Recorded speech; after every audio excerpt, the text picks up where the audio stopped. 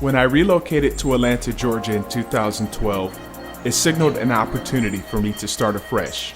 One of the immediate areas of growth and change would lie in my approach towards singleness. Singleness from the standpoint as a man and as a believer in Christ.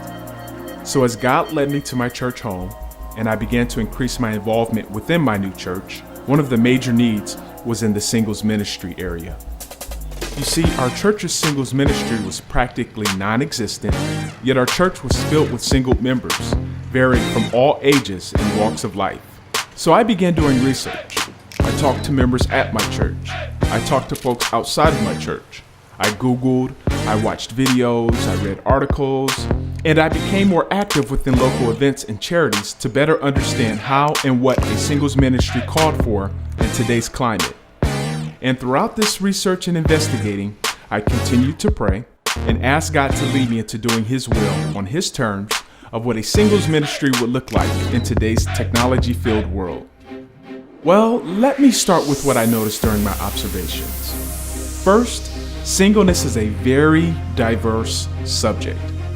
Now, I know, one could easily make the argument that if you're not married, you're single, and that's all that needs to be said about that. But when we look at the statistics regarding singles, both in the church and throughout our country, we can see that singles make up a large and growing population. So, now back to this diversity thing. Well, there's the differences between ages. You have those singles who have been divorced or widowed. You have singles that are currently caring for aging loved ones versus those with higher freedoms and mobility. You have singles that were new to the faith versus those with a deeper spiritual maturation. You have female singles versus male singles, singles that live close to the church versus those that live further away, singles that were heading a single-parented household versus those without children, and singles with varying levels of commitment to outreach and service. Yes, just a small snippet and quite diverse. Now, in this hodgepodge of singleness, there were a couple of variables that stayed consistent throughout my observations. First, although singles varied in their histories and backgrounds, the call is still the same from God.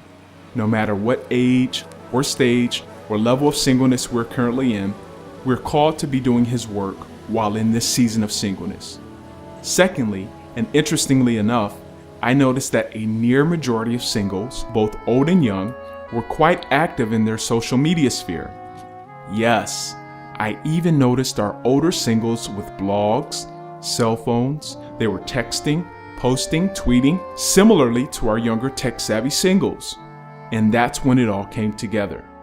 You see, throughout this entire period of observations and prayer, I noticed that singles were actually very active.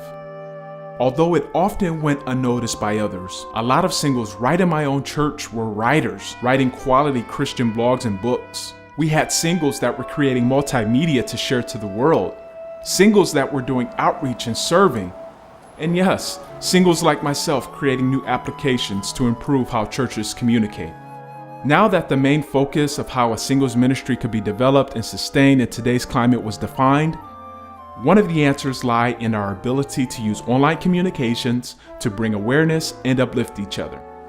Singled Out, Singled In is an online community platform that seeks to strengthen singles ministries through content curation, multimedia, local event-based listings, and social networking. So, how does it all work, you ask? Well, remember how I mentioned during my observations I noticed a large portion of our singles at our church using social media? Well, think of Singled Out, Singled In as a newsletter / business card / forum for curated content and events. Without getting too much into the logistics of the platform, I've created a diagram of how it all works. When a church signs up for Singled Out, Singled In, they are trained on how to curate content and upload the content to the platform. Members of their respective singles ministries are then asked to visit their personal Singled Out, Singled In website to share and comment. These curated pieces of content can be articles written by authors found on the internet, or they can actually be content created by a church's own members. Remember my observations about my church having a pool of talent? Well, you'd be surprised who'll share their gifts if given the right platform. The second portion of the website is in regards to curating events and outreach for members to serve and attend. Let's face it, there's only so much that can be done within the confines of one's church. We're ultimately called to get out, yes, out into the world to share the good news. So this portion of the website highlights quality events. So, you may be asking, will this new platform really work? You know, curating articles and media and posting local events? And I say yes, it can. And I have a few numbers to prove it. There was one portion of my observations that I did not discuss earlier, and that is I actually created, ran, and maintained a demo site very similar to Singled Out, Singled In for about 5 months. Now, this site was not the full-fledged site we are attempting to build, yet it contained the meat and potatoes of what Singled Out, Singled In is attempting to do.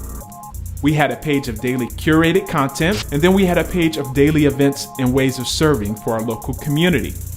As you will see, the numbers are quite impressive, and this was done with little to no marketing or support from my church. This was strictly a personal test run of the concept and design. With this GoFundMe pledge, we are asking for an initial round of seeding to help cover the cost to complete our web programming and design, which includes database management, user interface development, as well as testing and quality assurance. With the $7,000, we would also like to start a 3-city pilot program in the following cities of Oakland, California, Atlanta, Georgia, and Cleveland, Ohio. These pilot programs will allow us to set up, train, and recruit members for a 2 to 3 month piloting campaign.